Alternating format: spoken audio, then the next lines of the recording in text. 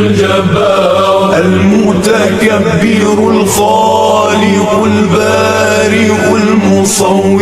الغفار القهار الوهاب الرزاق الفتاح العليم القابض الباسط الخافض الرافع المعز المذل السميع البصير الحكم العدل اللطيف الخبير الحليم العظيم الغفور الشكور العلي الكبير الحفيظ المغيث الحسيب الجليل الكريم الرقيب المجيب الواسع الحكيم الودود المجيد الباعث الشهيد